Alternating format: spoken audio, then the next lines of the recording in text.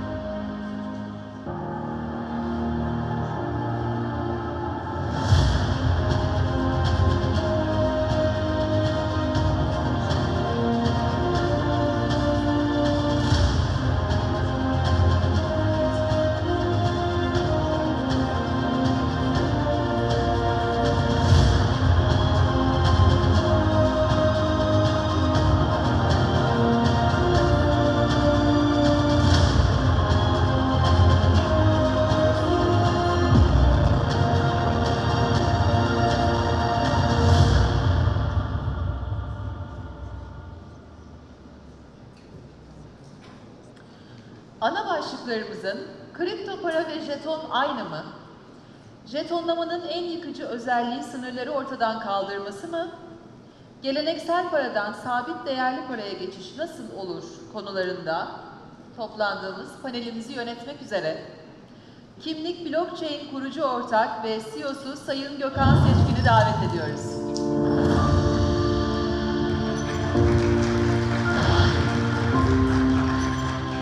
Değerli panel konuşmacılarımız, Tokenization İş Geliştirme Direktörü ve kurucu Sayın Mathieu Cottin,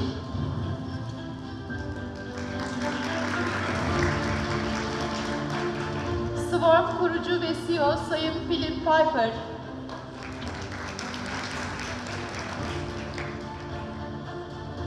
A1 Kapital Yatırım Menkul Değerler Genel Müdür Yardımcısı Sayın Mehmet Taylan,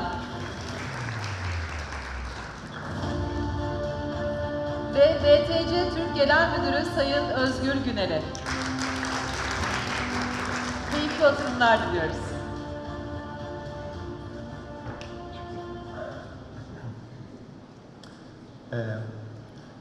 Yabancı konuklarımız olduğu için paneli İngilizce olarak yapacağız. Thank you everyone for coming to our panel.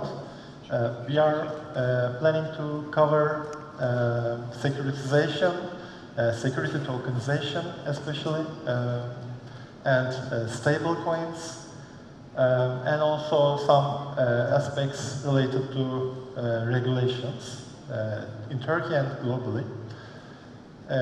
We have four panelist guests. Two of them are from abroad and two from Turkey. We have a very interesting mix here. Two of our panelists are coming from the blockchain technology companies. One of our guests is from a Turkish brokerage company, and Mr. Özgür is the CEO of a Turkish crypto exchange. So we have a kind of variety here. So firstly, I'll ask each of our panelists to introduce themselves for about 1 minute, please. Mathieu. Hey everyone, I'm Mathieu Cottin, the head of business development at Tokenization. We are a company based in Luxembourg in the EU. We work with companies who are issuing utility token, payment token, and security token. As a security token is the main focus today, I'll explain what we provide on that side. We are providing solution to issue, but not only to issue the token, we also have everything that is needed to ensure compliance during the full life cycle of the token. So that's what we do today, and we are working with our shareholder Euronext, who acquired part of our company in July on solution for the secondary market of security tokens. Philipp? My name is Philipp Peiper. I'm founder and council member of Swarm. So we have a distributed governed network that is open to anyone to use to tokenize their assets. And we have a for-profit on top that actually helps people through the process, and the customers there are mostly enterprise customers from the institutional space. And we have a distributed organization. I moved from Palo Alto to Berlin a year ago, but we have teams across the globe. We don't really have a concept of an organizational center. Thank you. My name is Mehmet Taylan. I am Assistant General Manager at A1 Capital. My main domains are treasury and asset management and business development. Merhaba, Özgür Güneri ismim. I work for BTC Türk as CEO. I've been working in the regular traditional financial markets for over 25 years, and for the last 2 years I've been working for BTC Türk. We are the largest cryptocurrency platform in Turkey with over 670,000 registered users. And today, probably this panel is going to merge traditional finance and the future of finance, so I'm very excited to be here today. I hope you all enjoy. Thank you. I want to start with you, Philipp. And of course, my questions are open to everyone. If you have opposite opinions, you can talk about them. What do you think are the key elements to consider before issuing a security token? Yeah, I think you're touching on something very immensely important, because actually the act of tokenizing is purely a technology act first and foremost. Obviously that has a lot to do with replicating the requirements that are set elsewhere into technology, but if we do our jobs well as technology, then it's an incredibly easy, replicatable, and scalable process. So what happens before then is, I think it goes, first of all, to the core of what's needed. You need an asset that has a story to tell, that can attract investors. So if that is not healthy, then there's no reason why to securitize it, or even to digitally securitize it. It's no different. So you need to have an investor story that is compelling, but secondly, then going into this realm, it's about actually setting up the structures so that they are legally, regulatory compliant, and knowing exactly how to implement that into a policy that you want to enforce on a technology level. So what is the AML and KYC requirements? What is the domicile of where I reside? What is what are the requirements for an investor to become part of the permitted sphere of investors going into my security? So there's things that have nothing to do with technology that are necessary for anyone who does securitization to go through. In the end, the security tokenization space is nothing different than a securitization space. Do you agree, Matt? I could not agree more with Philipp. Yes, absolutely. To sum it up, I would say there is 3 steps to take into account. First, you need to have a real asset to tokenize. You need to define what you want to tokenize. So on that part, when you're looking at the token, you should know what does it represent. Is it equity in the company? Is it shares in a fund? Is it representing real estate or commodities? That's the first thing to define. After that, you will need to define what are the revenue associated to the token. Does it guarantee you a right to a revenue distribution, to dividend, interest, and so on?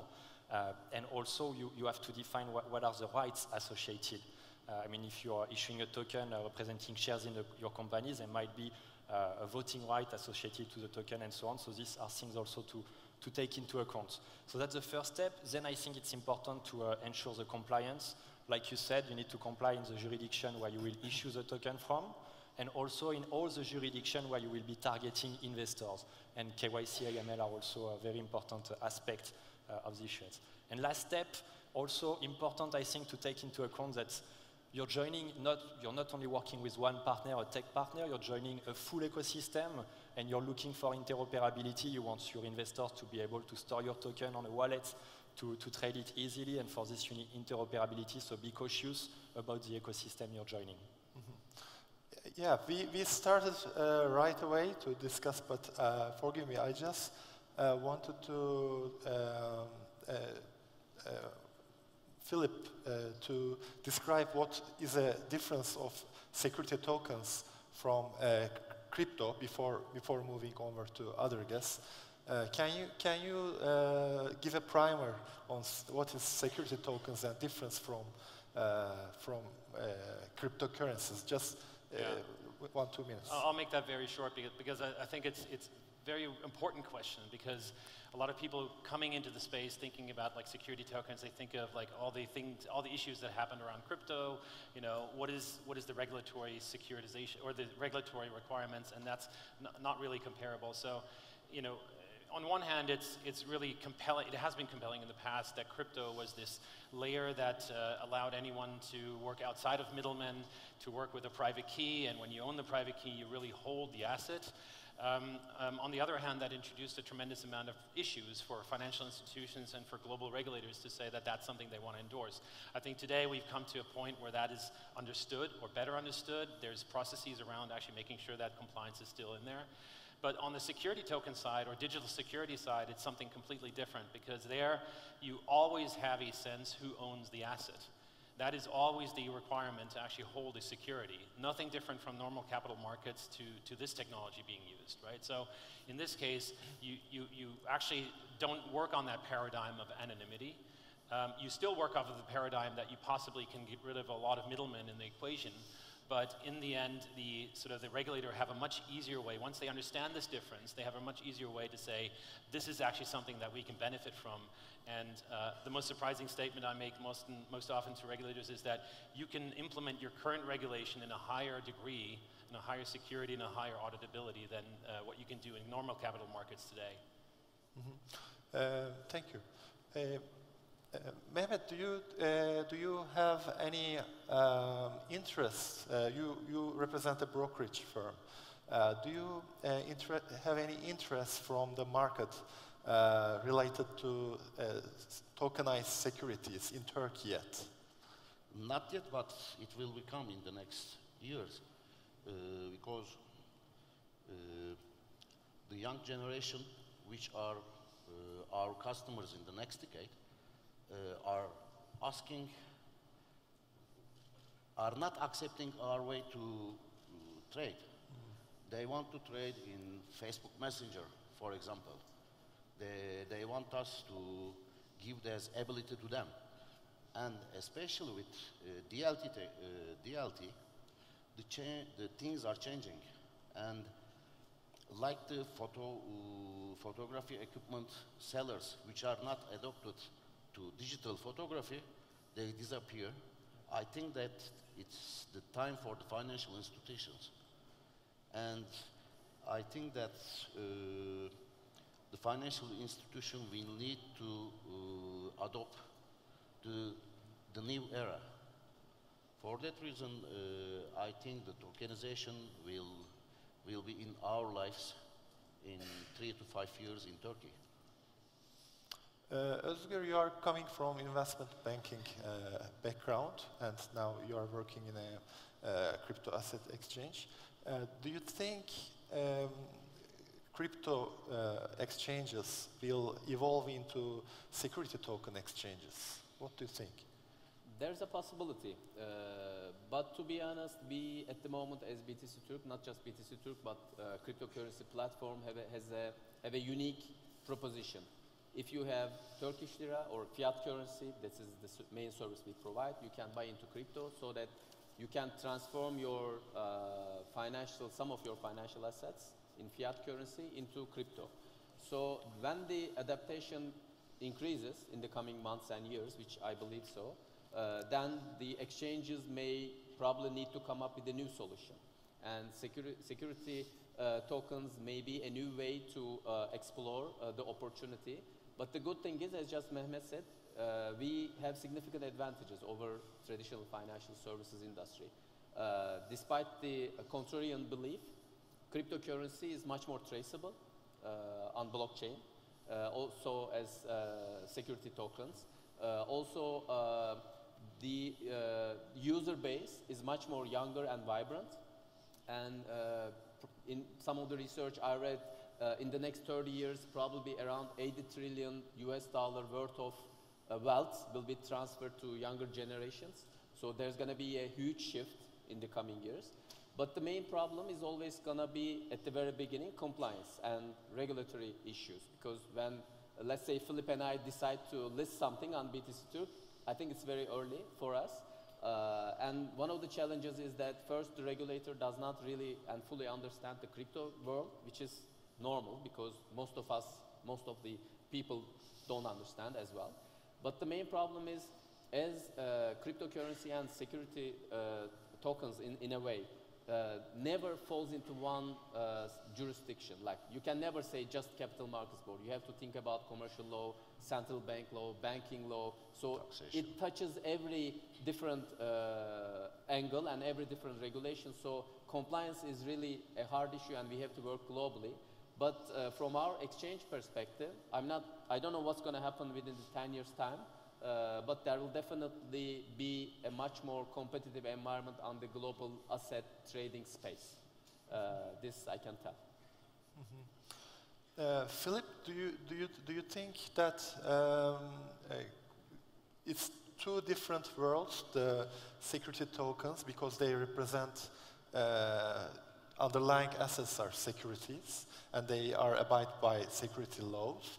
On the other hand, cryptocurrencies are more freely traded and recently being regulated and differently in different jurisdictions. So isn't it the appeal of crypto that is eliminate more the middleman, but on the other hand, security tokens, because of the regulations, are a little bit restricted by those laws. Do you think that security tokens and crypto will be two different worlds, or will they merge eventually? So I'll say two contrarian things here. One is, I think that the future will look that there's certain digital assets that are within what I call money jail, and then there's those that are outside of the money jail. And the money jail is basically anything that touches, the real banking system, anything that, even a crypto exchange that wants to work with fiat gateways, that wants to do the transfer of fiat to crypto, will have to work within the paradigms that today banks are working within, right? So there are certain entry points that are defined by certain rules that the banks amongst themselves and what the regulators define, and that will apply to whether it's a security token or a crypto, it will be applied the same way. Which also we're seeing some of the flavors of that already with the scrutiny that privacy coins are getting. So outside of the fact whether we believe that privacy coins are really private, that's a different story. But in the end, any crypto exchange in Europe, for example, is now mandated not to use Monero and others. And that is exactly for that reason, because you cannot, as an exchange being licensed, you cannot actually adhere to the regulatory requirements. And there's more requirements coming. That is the FATF travel rule, for example, that every single transaction has to have a named counterparties to the transaction, and that has to be reported by the exchange. So it's going to be harder and harder down the road. So I don't think the differentiation applies that much. The second, I think, misconception is that security tokens have a higher degree of requirement. I personally think that, if we do things right, there will be lesser middlemen than in the traditional financial ecosystem. So personally, I'm working on getting rid of some of the foundational requirements that today still exist, that we can actually really leverage the efficiency gains of the blockchain and make it usable for securities without violating the compliance requirements. So I think down the road, I think that all happens to the benefit of the end consumer, the investor, as well as the issuer. And I always compare it a little bit to the electric cars. So electric car has 15,000 parts, whereas a normal traditional car has 60,000 parts. And we haven't realized yet that actually you can drive a Tesla with 1 million kilometers. Right? We don't see that yet. So today we just see it based on how far we can drive and how cheap power is versus gas and everything. That will completely change the way that we use securities, that we lend against securities, the way that we can do personal contracts amongst individuals, etc. So a lot of discovery to be made, but that's where everyone agrees that the path is heading towards. Thank you. Matt, since we mentioned about the underlying assets, and there are different assets that can be tokenized, which asset type do you think is more suitable for tokenization? So I think there is interest in tokenizing any type of assets. A lot of the processes for all assets could be streamlined thanks to tokenization. but where we see the most interest at the moment is coming from the real estate industry. And for this, I see three reasons. The first one is that usually real estate assets are the assets representing most part of the portfolio of asset managers. That's why I think real estate will probably become first. Also because the legal aspect when there is on the secondary market regarding real estate assets is much more complex, and the tokenization will help to automate a lot of this aspect. And also the fact that for most people, real estate is an asset that speaks to everyone. When we speak about debt and other type of assets, that might not be the case. Thank you. Yeah, in Turkey, we just recently have crowdfunding regulation. So before that, it was even more difficult to do crowdfunding for securities. Now, I mean equity. Now it's possible, but secondary market is kind of restricted for the first issuance. So,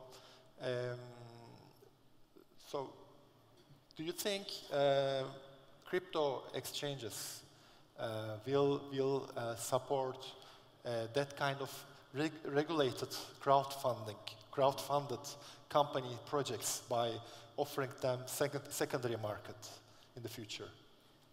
I think the secondary market is very crucial, especially for crowdfunding, because as far as I understand from the regulation, but as a general principle, you have to be able to put a little bit of your money, take some risk, and be able to have an access to the liquidity. I think this is very crucial. And if there is no second market liquidity, considering the fact that in Turkey, even the pension system needs second-hand trading in a way, because many people would like to exit in one way or another, it's for health reasons, for other reasons.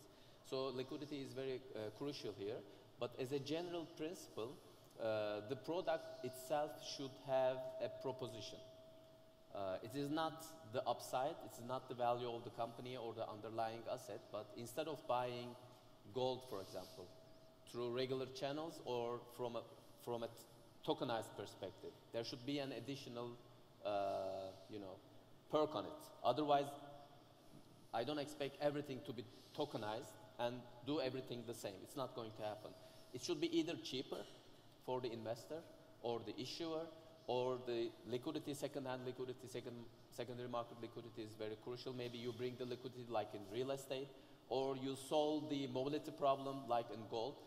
So I don't believe in tokenization of everything and do everything the same, but trying to find the right product, which, and by tokenizing it, you should be able to put a solid proposition onto the table so that people can participate. And for example, 24/7 trading in our world is very common, but it's very important, very critical. World is not the same world. I mean, Friday you go home, and on Monday morning you come up to a different world. It's not that like 2 days off is too much, in my opinion, in these volatile times. So from the exchange perspective, we have to be able to provide enough liquidity to the product, to the investor, but there should definitely be a secondary market for crowdfunding. Otherwise, it's not going to work, in my opinion. Mehmet, what's your opinion about secondary markets? How do you think it will be more easier when the assets are tokenized to bring liquidity, or is it totally different thing? Especially well-designed secondary and well-working secondary markets are very, very important. As Özgür mentioned, if you have not a good working secondary market, there is a lot of time problem and less demand for the product. For that reason,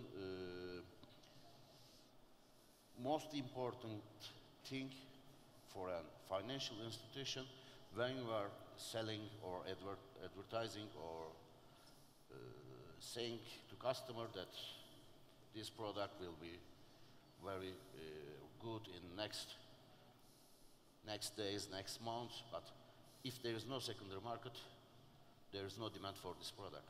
Whatever your return at the end of the period.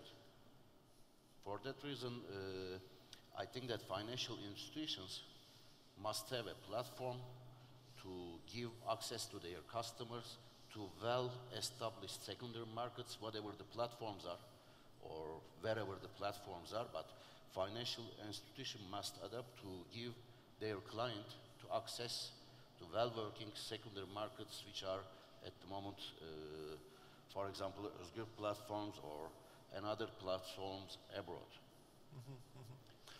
Yeah, Philipp, what's your opinion on that? Yeah, I think it's important to highlight two things. One is we speak of crowdfunding a lot, like in what you said, and I think the bigger use case that we're seeing right now is actually just the asset tokenization of existing assets, where it's not about actually crowdfunding with individual retail investors and hoping to get additional funds, but it's more about gaining that flexibility that we're speaking of, that the blockchain gives me as a digital security that allows me to participate in less anecdotal secondary markets, right? And the second misconception is that that liquidity will function in security token trading similarly like it did in actually crypto trading. Only because you tokenize something, there's not magically going to be a liquidity that actually appears, right? You have to sort of respect the fact that you already have a value by not having to trade OTC through some broker-dealer or some lawyer or some tax consultant. By making that a little more objective, by making it a little easier to execute that already produces a higher degree of liquidity, right? And that will actually lead to different layers of trading, which will be that the individual assets will have their own asset classes that will be more OTC trading. The next degree up will be some accumulation thereof that will be more like bonding curve trading that we know from the crypto space. And only very, very few assets that are well understood from a value perspective that have a public appeal will be traded on a centralized exchange like we have currently in crypto. So I think there's a path there, but already that is going to look very differently in 6 months' time than it is today. Mm-hmm. Yeah, as you said, even maybe in crypto, when you introduce a trading pair, even it's not complicated like the securities, the exchanges have issues with market making, bringing liquidity to trading pair. So I also think it's more challenging to bring liquidity for a securitized token. And the trading is more regulated too. Yes. So the market making has often in crypto been misunderstood to be wash trading or creating fake volume. And I think market making and equities market have nothing to do with that, right? So. So do you think there are Özgür, there are challenges related to liquidity, even the SSR tokenized? So what do you think about the liquidity problem that blockchain is promising to solve?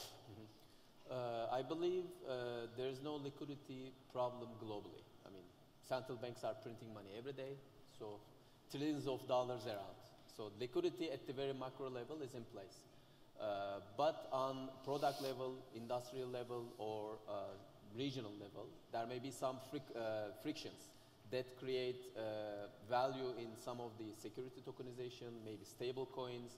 When there is a problem and issue on the financial services industry, there's always another way or another group of people that would try something new. So I believe liquidity is not the top concern. If you have a product in place and there is no liquidity coming into that product, maybe you should go and check your product, because when there is money is smart, even these days. So when there is a real value proposition, or instead of focusing on what, but if you focus on why and why I should buy or trade this product, and if there's a solid value proposition, liquidity will come because there is abundant liquidity globally. The only problem here would be if you design the product in the right way, in the right time, and in the right accessibility. I think these are the most crucial factors. But liquidity is not a major concern from my perspective. Yeah, so we are more used to trading public company equities, stocks. Maybe one of the challenges here is that we, because of the fundraising, raising fund is more easier using tokenized vehicles. now companies are trying to raise funds even for private equities. So what do you think, Matt, it's against the logic of private equities to be tokenized? So I will use a comment you did earlier to say that crowdfunding regulation have been approved here in Turkey, but there are some restrictions on the secondary market. So if we look at startups, I don't think it makes so much sense to bring liquidity in the startup industry, for startups, sorry, because anytime you will have a news coming up, you might afraid investors, and this transferability layers of the tokenization will give them the guarantee that they can get out if they want to. So for me, liquidity for startup does not make much sense. But before to speak about liquidity, it's really important to understand that tokenization is not only liquidity. Before that, most of all, it's transferability. And that's the real main added value of tokenization. So tokenization platforms have different approaches when it comes to how they offer their technology.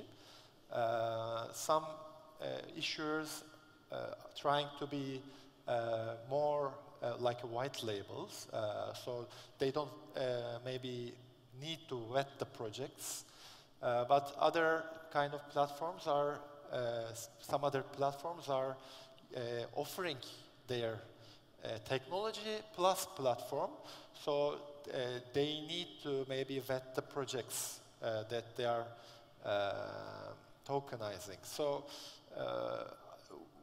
what is your approach when you're selecting clients for tokenization? So if we see, let's say, a tokenized security as an investor, should we assume that it's properly regulated, or it's still a dangerous investment? So I think you're making a good parallel between Swarm and Tokeny here. Indeed, we are providing white label solutions when you're putting up front your platform. Our approach is a bit different because we did not wish to replace any of the traditional stakeholders in the traditional financial industry.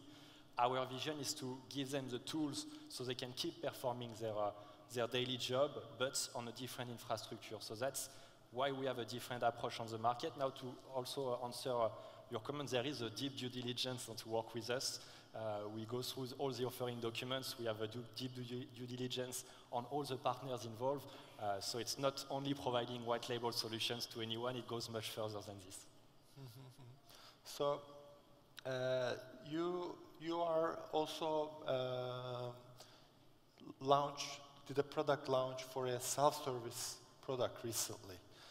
Can you tell us why have you done so? Because securities are very complicated. Do you think a self-service platform will maintain the needs of the companies who want to tokenize their securities? Okay, so in our organization, you have to differentiate two different levels. One is actually the protocol level, which is open. It's open sourced. Anyone can use it, could replicate it, and can play around with it. And it's very similar to how you can download Linux as an operating system, and you can just tinker around with it, build your own tools on top of it, etc. And then that actually has this interface that is on a swarm.app where people can just go without any technical knowledge of the blockchain. They can go, they can associate data with the token, they can define the token features, they can, in the end, define the supply, the name, the information, and then basically with one single button, they can launch it, and that's going to grow over time in becoming easier and easier. So with this interface, we're simply just taking a lot of technology complexity out of the equation with what normally people could have done directly with a blockchain, right? And we're seeing, and part of the reason is we think that there's a lot more playful ways that we have to allow people to tinker around with this technology before making the decision to leap in and do all the work that is necessary to actually come to a full-blown offering, right? So we're trying to sort of bring that barrier down, make it easier to play around with, and in the end, maybe something interesting will evolve that we would have never thought would evolve. I think we don't want to prevent that from happening. On the other hand, we have some very similar to Tokeny. We have basically a service layer that then also makes conscious decisions which customers we want to work with. I think that's one of the things as a service offering in this space, in the capital market space.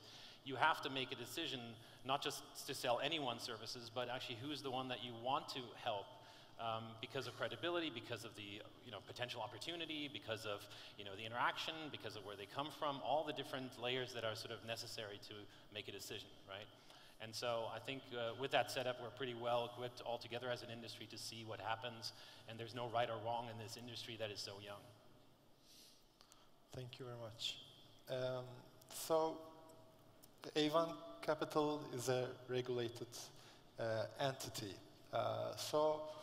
And the value proposition, in the value proposition of tokenization, there is eliminating some of the middlemen.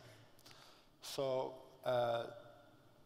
as a brokerage company, do you think tokenization will, let's say, eliminate brokerage company, or there are some roles or added value that will be provided by a brokerage company for a tokenized security? It will depend to your business model. You must choose your business model. For example, A1 Capital has experiences on IPOs. For example, if you are choosing a business model as an advisor to the issuers on how to structure their token valuation, this is a one way as a business model. But also, I think that brokers like A1 Capital with all regulation and all ability to IPOs, private sector debt instrument offering, we can advise issuers, but also for our customers, we can act like central distributors, facilitating access for our clients to diverse tokenization platforms or token exchanges. It will depend to your business model, but I think that financial institution must adopt to this feature. As A1 Capital, we believe in the future will come within the next decade. Allow me one sentence, because I think that's an important point. I think that capital formation, which means the act of actually getting investors involved into a business opportunity, is a very local activity. And that will in future not be eliminated, quite to the contrary. People want to have someone as a broker-dealer, as a trusted party, being able to explain the opportunity, to service them in the act. And that actually happens within the regional, if not local environment. Yeah. So there's a strengthening of that layer. The layer that is going to be jeopardized is the one that actually just only works on middleman functionality, that takes fees for the simple act of facilitating transactions. That is going to be more at jeopardy. Mm-hmm. And also I believe the industry will change and adapt. They have to. Like I have many friends from various banks in Turkey and globally. Many people think that, okay, Bitcoin is going to come, banks will disappear. It's not going to happen. Some people, industries, or companies, banks will adapt to the new world, and they will be part of it, and maybe they will get a significant market share. But some people will be very late, but the industry doesn't stop and doesn't wait for anybody else, and it just moves on. So as a general belief, I believe intermediaries will interchange in a way, but they are not going to disappear altogether. There will always be somebody facilitating some sort of service.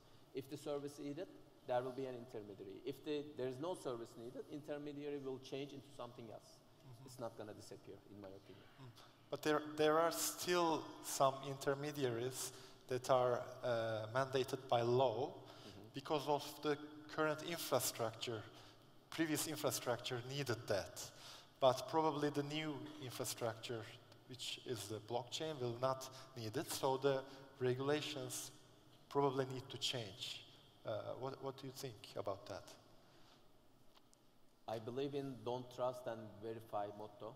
So from now on, even financial institutions, trust is not gonna something you build over time, but you can start working with a counterparty and you can verify whatever they say, whatever they do, and the way they do it, then trust is no longer an issue. Trust is only an issue when you have to trust somebody with your instincts or with some other party's verification, or not verification, but credit. If, let's say, Mehmet says Philipp is a trusted person in the financial services industry, let's assume, we start working, and at some point I decide whether he's trustable or not. Maybe I experience positive things, negative things, but in today's world, with blockchain and cryptocurrency and tokenization, you don't have to trust anybody, you just verify. I do this way. Oh, let me see. Did you do it? Did you log it? Can I see it? Can everybody see it? The new world is going to be much harder, but easier from a different perspective. So I don't expect in the coming years, maybe regulators' approval is not going to be enough by itself, because if there's a system that you can verify everything that your bank does with your money and your KYC data and all other information, then why would you need BDDK or the banking authority? I mean, yes, there is an area that they can focus on, but transparency that blockchain is going to bring into the table is very valuable. That's what I'm trying to say. Yeah, I would say that the sort of the mandated layers are like there's an extinction happening, because the regulator themselves can actually control more, and which also brings us to the centralized stable coins as well, right? So if you have a centralized stable coin, and that's just a visual because you can then imagine how it will be in the securities market. If the central bank offers a digital currency of its own kind, why do you need banks, merchant banks and consumer banks? Or for example, Philipp, I would like to add something which is about Tether, the US dollar stable cryptocurrency. Everybody talk about whether there is enough dollars behind it or not, but the system gets into trouble when it touches to the traditional financial services industry, the fiat money. But if Tether was backed by Bitcoin, everybody would know 100% if it is backed by Bitcoin or not. There's a wallet, there is money in it, and you can verify from all over the world. Even either you are a 10-year-old or a 90-year-old or a 40-year-old professional, doesn't matter. I think this type of stablecoin approach and tokenization approach that will bring transparency to the financial services industry is very, very valuable. Yeah, the cynics in this market sometimes say that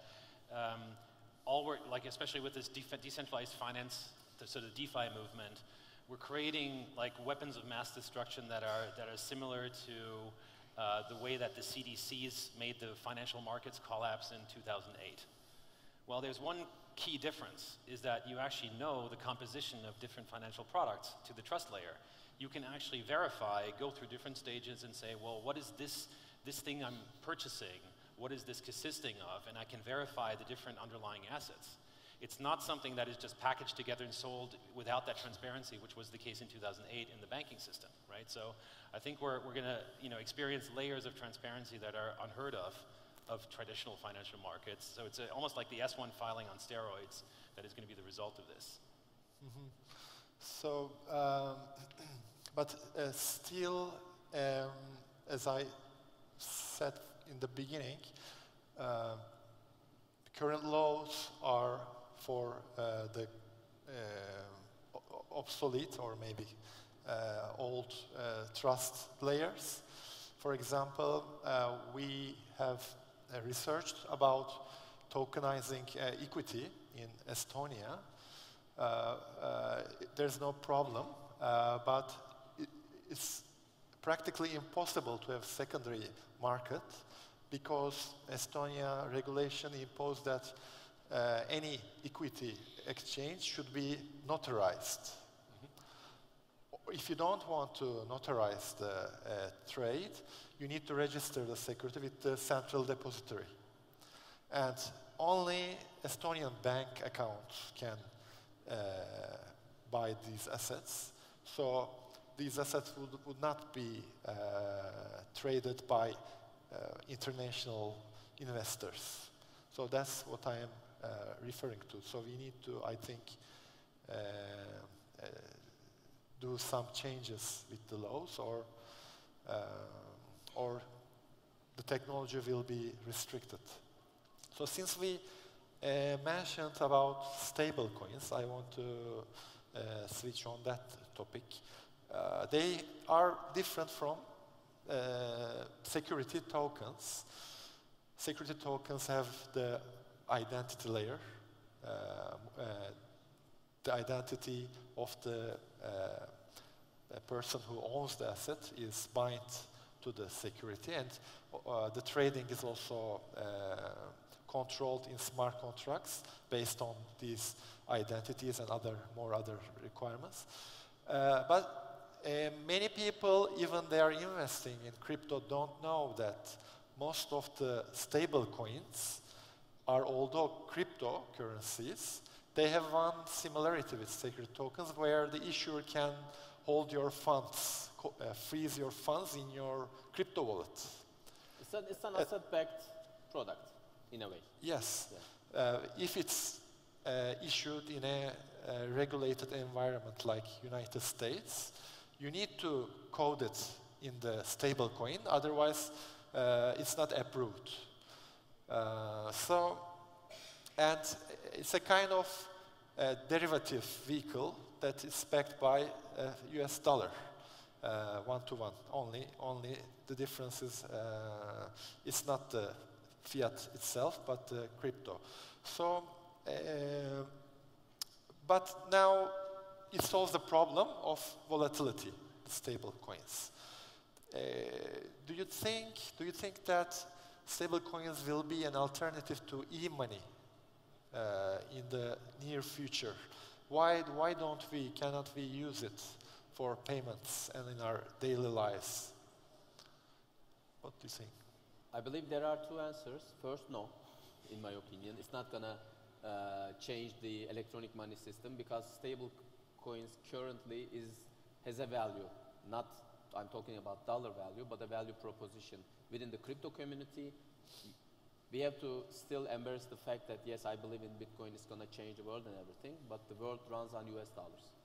So people need to transfer US dollars from one point to another. It can be like next to you, the next person sitting next to you, or any other exchange in any other part of the world. But stablecoin solves the US dollar liquidity problem within the crypto community industry. It has a specific value for it. But for payment systems, I can talk about the Turkish payment industry, which is very fast, very efficient. In some areas, it may be expensive, but becoming cheaper. So for a stablecoin to be successful, it has to have a value or a proposition within the community or ecosystem that would benefit either the user or the vendor or the issuer, whoever that is. But Turkey's advantage and maybe disadvantage in a way, we have an excellent, due to huge inflation history, Turkish people know how important it is to be able to transfer your money from one bank to another within like 15 minutes. So the payment system is very good in Turkey. The banking infrastructure is excellent, in my opinion. Internet banking, mobile banking is top-notch. So maybe Turkish lira may not have that specific chance within the country, but there will always be stable coins growing globally, not just because it's a crypto version of a currency, but it solves a real problem within a sort of an industry. So not every currency will become a stable currency, but there's definitely a place for it. I'll say two things. One is I think, so we're moving from asset-backed stable currency like Tether to smart contract-backed stable currency like MakerDAO and DAI is, to then state-backed stable currency. In the end, it's the choice of the consumer. It doesn't matter. Like, whatever the consumer has a convenience and transparency and trust with will prevail, and maybe it's not going to be the only thing. It's going to be maybe a mix of those, right? The benefit of smart contract-based stable currencies, and I would count even potentially Libra in future in that camp as well, is that can be backed as a business model, can be backed by asset-backed tokens. So there's a transparency of an operator that can actually then make choices what the basket is of asset currencies that are going into that, and that can lead to transparency to the consumer to then actually see what's in the result of that. The second thing is, I think generally the success of blockchain is going to happen when we don't even talk about blockchain anymore. So it doesn't really matter whether it's e-money or blockchain-based or anything. It's the convincing nature to the consumer that is going to prevail that actually, I think my kids are never going to understand what blockchain is and what their dad is doing because they don't have to. And I think that same thing is going to apply here, where it's like, you know, I think 3 years, 4 years, 5 years down the road, we're not going to talk about traditional securities markets versus blockchain-based markets, but, you know, the stable coins versus e-money. It's all just going to be something that is consumable as a protocol layer by the applications that are going to be in our hands and just taken for granted. I personally still don't understand how email works, for example. Do I need to? No. Yeah. So. But at least the investors should have a trust on the smart contract that adjusts the stability of that token. Recently, Libra had maybe similar problems because it wouldn't be backed by any governmental fiat currency, and maybe that aspect was a part of the objections, and they recently, I've seen that they announced that they may change it to be backed by different kinds of different governments' currencies. So to connect to these two topics, I'm going to ask one question, but as all the panels, the audience can send their questions for the panelists. We have just 5 minutes using the Slido application. Slido uygulamasını kullanarak panelistlerimize soru sorabilirsiniz. Benim önümde beliriyor. Daha önceki panellerde kullandığınızı bilmiyorum. Slido diye bir uygulama var. Oradan soru gelirse yöneltebileceğim. Do you see any of the projects choosing to pay the payments to the investment using smart contract through stable coins, dividend payments, I mean? Is it becoming common? So it's not common yet, it's not happening yet, but there is a real wish to proceed in that way. Yes, we are looking on our side at the moment at a recognized stablecoin. I think that's the main issue today. We need to have a stablecoin that is trusted by investors. And obviously, the process of automating the settlement of security tokens transaction with a stablecoin will be much easier than it is today with fiat money, the way we proceed today. It's much easier to read information on the blockchain than it is to read information on the bank accounts. Yeah, I think it's a super critical piece that, you know, people recognize today that it's easy to sort of give transparency on the way into the investment. So what am I buying myself into?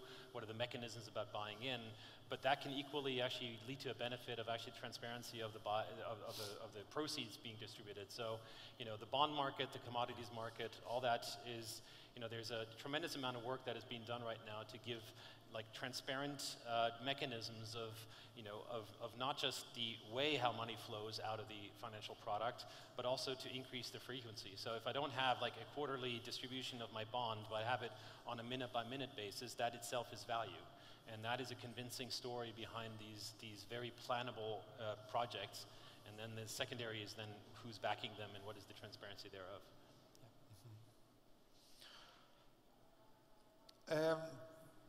The unique value proposition of cryptocurrencies is that it's sensor resistant and can't be controlled by, difficult to be controlled by governments. On the other hand, central banks are working on issuing their local digital currencies, and it's also these countries are also, same governments are making crypto regulations. Do you think CBDC, central bank digital currencies, will be a threat against crypto ecosystem? Can they enforce their own digital currency against Tether or other stable coins? What do you think? I don't think it's a threat. It's going to grow the market further because maybe some of the parties, because in Bitcoin world, a wallet is the same with another wallet, whether it belongs to Fed or me or Turkish Central Bank, doesn't matter. We are all equal. So if there were some financial intermediaries or investors who are reluctant or hesitant or doesn't understand or don't trust into the system, they will now know that a Turkish central bank or any other central bank is going into crypto business. So this officially shows there is significant potential of disruption and potential of growth and income and industrial improvement.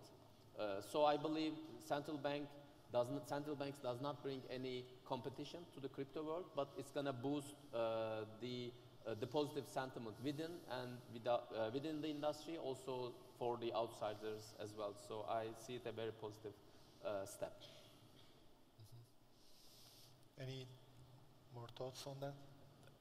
And that's only going to apply to large, relevant currencies that today have a role in the global economy to play. I mean, one of the threats that Libra is posing has actually nothing to do with Bitcoin or with US dollar. It has more to do with the medium and smaller central banks that, you know, if you're in Zimbabwe and you have a 1,000,000% inflation, there's no reason for you to actually trust an ecosystem that actually never served you with that kind of reliability, right? So I think the global nature of big economies playing an influential role on smaller economies is going to be a much bigger issue than state-backed stable currencies having an impact on the so-called crypto ecosystem today, where which is still in a very early moments of adoption, where the Bitcoin and maximalists have a way different value ecosystem than the normal consumer out there. So I think for adoption reasons, it's super critical. I think for credibility reasons, I think it's already becoming evident that it's being sort of taken seriously. And so I think the Chinese-backed currency is going to be a huge, huge impact on not just crypto, but the world. Mm-hmm. When we talk about those projects, people don't talk about, oh, Turkish Central Bank is going into money laundering business, or China Central Bank is going into financing terrorism business. It's just a new way of technology and new way of finance. So we have to see it that way. Yes, there are threats and opportunities, but it's very positive, I believe, in the medium to long term. Okay, thank you very much. Our time is up. Thank you for attending and thank you. Teşekkürler herkese dinlediğiniz için. Sağ olun. Ve sizleri kısa bir misafir ediyoruz ve değerli konuşmacılarımız adına İzmir'de dikilmiş fidanların sertifikasını Sayın Mehmet Taylan'dan takdimini rica ediyorum. Alabilir miyim?